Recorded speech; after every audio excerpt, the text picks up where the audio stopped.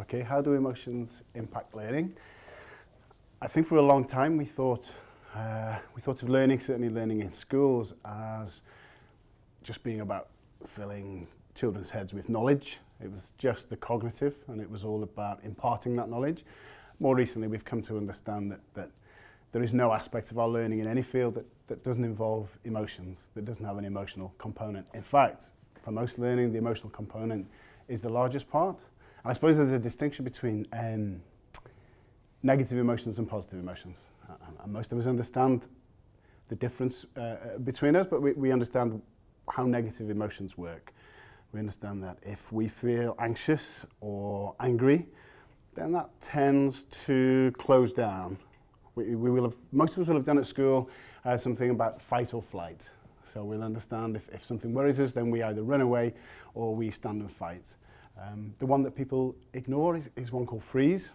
Fight, flight or freeze. And freeze is where if there was a predator coming near, I'm just going to stay really, really still and hope that nobody notices me.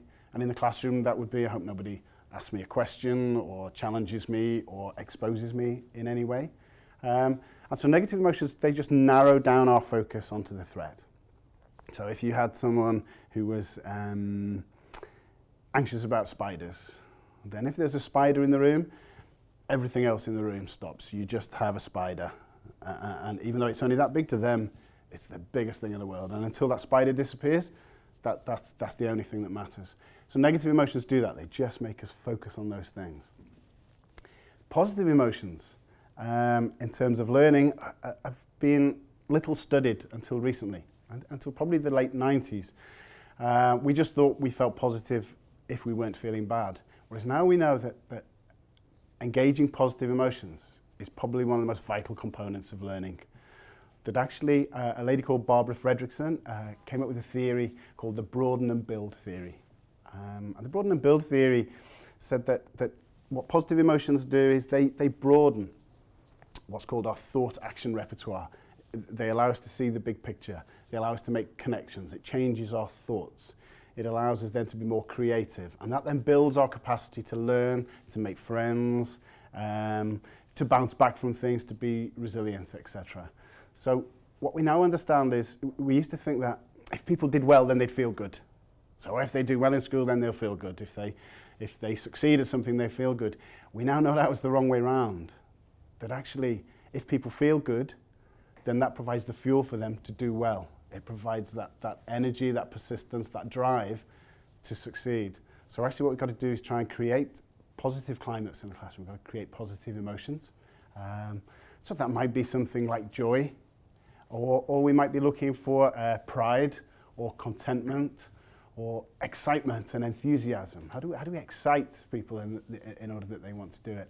And I think probably one of the most important positive emotions to generate in the classroom, to do this broadening, to allow kids to really engage with the learning, would be curiosity.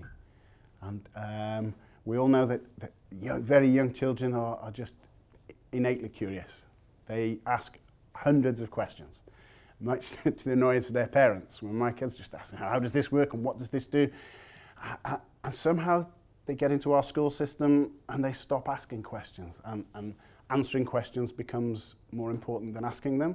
They're worried about being judged, they're worried about how well they do, and they lose that sense of curiosity.